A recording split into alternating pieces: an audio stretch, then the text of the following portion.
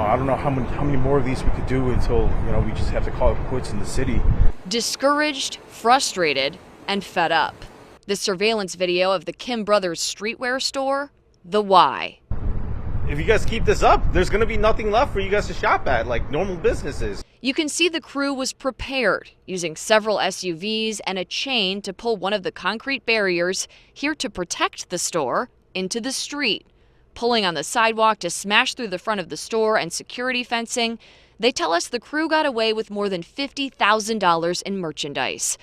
All right, guys, so we got to talk about Chicago. You know, the place that you're not supposed to talk about because it is an example of what happens when your city votes for woke progressive Democrats who have no clue what the hell is going on or how to actually solve any real problems. Yeah, that city that we're not supposed to talk about.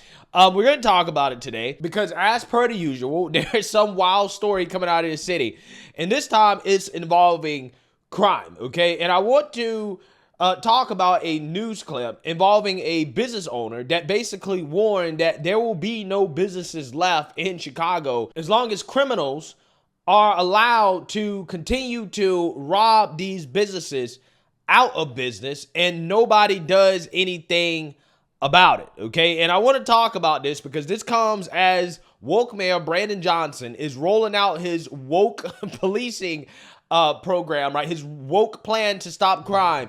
And it's as silly as you guys can imagine. So I want to go ahead and talk about it. So without further ado, roll the clip. We begin with the third break-in in less than a month at the same West Loop store. Even the concrete barriers installed to protect the business couldn't stop the crash and grab thieves. Our Tara Molina is always investigating and has been tracking retail theft for years. She turned to the experts to see what can be done with this as an example of how difficult crimes are to prevent. Boarded up after getting hit the third time in less than a month, this store owner says that the thieves that hit them got away with thousands of dollars in merchandise. And they've done everything they can to protect themselves here. So we're asking, what's being done to help them? What you can't see, covered in plywood, you can hear in this small business owner's voice. I don't know how many more of these we could do until, we just have to call it quits in the city. Discouraged, frustrated, and fed up. This surveillance video of the Kim Brothers streetwear store, the why. If you guys keep this up, there's going to be nothing left for you guys to shop at, like normal businesses. You can see the crew was prepared, using several SUVs and a chain to pull one of the concrete barriers here to protect the store into the street. Pulling on the sidewalk to smash through the front of the store and security fencing, they tell us the crew got away with more than $50,000 in merchandise, a hit they will take personally. We've done everything we could with putting barriers up and gates and hiding our inventory in our stockroom, and they're still relentless enough and no one's doing anything to stop these. Chicago police didn't have anything new to share for business owners. So what are they supposed to do? Well, you're hearing clear frustration. The president of the Illinois Retail Merchants Association, You've got armed guards, you've got off-duty police officers, told me he knows store owners and operators are doing everything they can, like in this case, telling me it's going to take more. There has to be prosecution, and there has to be a consistent, effective message that it will be dealt with forcefully in this jurisdiction, and so far that message is absent at every level. We reached the Cook County State's Attorney's Office and the Chief Judge's Office, asking for a response to that call for help. A call echoed by the small business owners picking up the pieces for what could be the last time. I think everybody who's in power needs to do a better job and look out for its community. Chicago police are still investigating this. I'm told no one is in custody. You can find more from those we reached in reporting this story and taking a closer look at this issue in the story that's up on our website right now. Reporting in the West Loop, I'm Tara Molina, CBS 2 News. The Cook County State's Attorney's Office did not address retail theft or crash and grab concerns in the statement they sent, but said they will continue to hold those driving violence in our community. Yeah, so you've seen that, you hear that. Clearly an organized effort by young scholars to execute this crash and grab against this retail business, which in my opinion, it started with what? Flash mobs, okay? They call them smash and grabs. Now we got crash and grabs where these criminals are getting smart. right? These businesses are now going out of their way to protect themselves even more, okay, because they know that there's a chance that they're going to get robbed. And the criminals are saying, you know what? We're going to start crashing vehicles into the stores and stealing stuff, okay? They call them crash and grabs. That's how bold the criminals have gotten. You guys notice that the criminals didn't even seem like they were in a rush, that they were just, kind of lollygagging as they were stealing and robbing from the store? Well, why is that? It's because they know that police aren't going to show up, right? That police aren't going to show up anytime soon to actually stop them.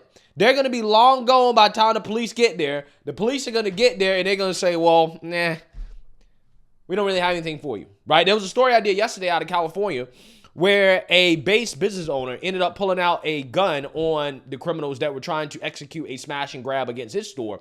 And that prevented the criminals from being able to execute that. The criminals tried to run away. They got in their cars and tried to get away.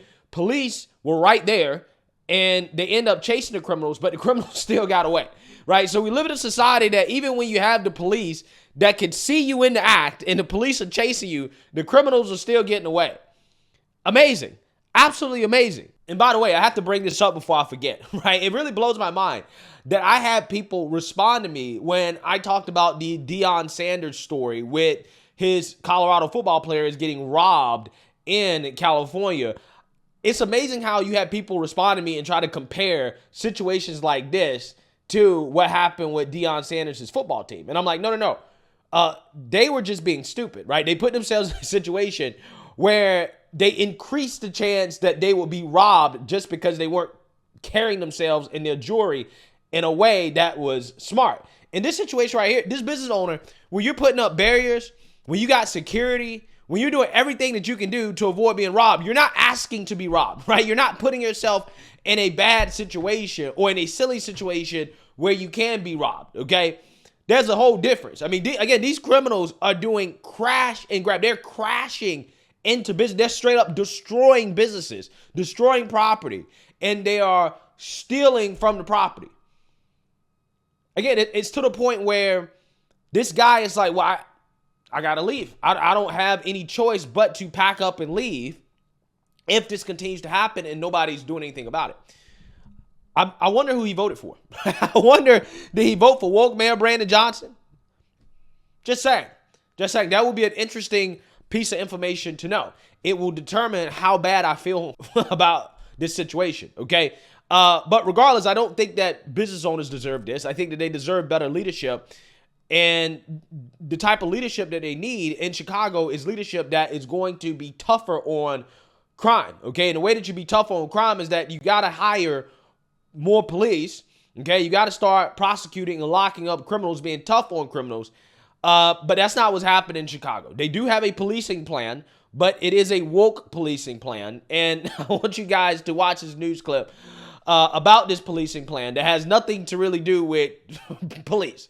Take a look. Johnson says the city has a multi-pronged plan to increase investments in communities most plagued by crime, though the specifics on how that plan will be put into action are still unknown. It's not policing alone that can build a better, stronger, safer Chicago.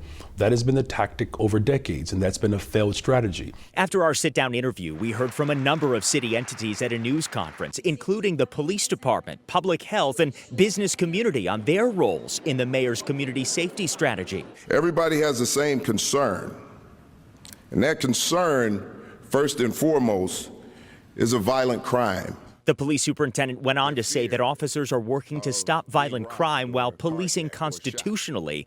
He says the police department is also adding crime victim advocates, enhancing the family liaison program that focuses on supporting families of murder victims. The business community stepping up as well, working to raise important funding, approximately $100 million to support some of these efforts. That in addition to the $100 million the mayor allocated in his budget for violence prevention. When you think about the $100 million you're talking about in terms of violence prevention and violence interruption, how does that get spent? How are you planning on using that in terms of, are you hiring violence interruption groups? How many people? What does that look like in terms of actual strategy? We have strategically identified neighborhoods and blocks where the violence is most pervasive, where disinvestment has been historically implemented. And by doing this, we are going right at the problem. When you're talking about the $100 million, again, I'll just circle back to that for violence prevention. How is that being used again? I mean, in terms of how many people, I mean, are... It's already being spent now. Look, the budget just passed, right? But we're already seeing the type of comprehensive collaborative approach that is yielding the results that I'm confident that those results are going to expand. The public health commissioner today saying gun violence is a public health issue that deserves investment. We are expanding the role of health professionals in crisis response. When someone is in crisis, they need professionals who understand how to respond to those crises. Yeah, so you've seen that. I'm not necessarily sure if you heard that because I didn't hear anything in that suggests that this plan is going to amount to a hill of beans when it comes to stopping violent crime in Chicago. Okay, when specifically asked, what is the $100 million going to be used for, Mr. Brandon Johnson? Dude couldn't give an answer. Only thing I got out of that news segment, and trust me, I watch multiple of these news segments to try to understand exactly how this violence prevention plan was going to work. Only thing I got out of it is that they're going to hire some woke professionals, right, in order to respond to certain situations. I didn't hear anything about increasing the amount of people in the police force. I didn't hear anything about more training. I didn't hear anything about prosecuting criminals and actually trying to hold these criminals accountable. I don't know, building some prisons or something, right? Building more jails, things that actually need to happen in order to clean up crime, right? And I know a lot of people think that's controversial, but I'm telling you, it works, right? What really works is putting more cops on the street and putting criminals in jail and throwing away the key. That works. It has worked before in the past. It worked in the 90s. It will work today. They just don't want to do it because of equity and, well, it's racist to lock up black people, right? This is what they say. Again, it's ridiculous. And then people wonder why, you have certain people in society, aka, conservative, more libertarian types that don't want to pay taxes, right? Why would I want to pay taxes to have these elected officials turn around and use the money inefficiently, right? You're about to spend $100 million of taxpayer resources on some woke health professionals that you think are going to prevent violent crime. It's not going to happen. Yes, I understand that the plan is not going to work overnight, but I don't think that it's going to work over the long run, right? I guarantee you a year from now, 2 years from now, I'll be doing the same stories. I'll be doing the same stories about how crime in Chicago is out of control. In fact, it's going to be even worse. And then we'll be looking back and say, well, what did that $100 million get spent on? Woke policing, right? Woke policing that doesn't actually really involve police. Again, if I'm a resident in Chicago, I don't understand what reason should I pay taxes? What reason is there to actually pay taxes? They're giving it all to illegals. They can't even use the taxpayer resources to stop the criminals from robbing businesses out of the city, right? Out of existence. They can't use taxpayer resources efficiently to solve any problem. This is par for the course when it comes to Democrat-run cities across this country. Democrats are the king at using resources inefficiently. Okay? That's what they're the king. They're so great at that. Okay? Look at LA. The mayor over there had a multi-million-dollar program to solve homelessness and didn't house anybody, right? Didn't house anybody. Couldn't get anybody housed. San Francisco can't clean up their streets unless Xi Jinping comes to town. All of a sudden, they know how to clean up the streets and clean up the city. It's amazing. It really is. Chicago will figure out a way to stop crime when the Democrats come into town, right? For the DNC, right? They'll figure out a way to clean everything up, and all of a sudden, you won't see the teen takeovers and all the crazy stuff happening in the city while the Democrats are there. They only can figure it out when it benefits themselves or it benefits, their communist idols like Xi Jinping or China, right? That's the only time Democrats could actually solve any problems is when it benefits China or when it benefits themselves, okay? When they got to protect themselves, They're going to figure it out, right? But when it comes to the people, though, hey, they don't have any solutions, right? They're going to spend $100 million on woke policing, and it ain't going to amount to a hill of beans. I guarantee you. Let me know what you guys think. Make sure you like, comment, and subscribe. Most importantly, share a Black conservative perspective. Peace.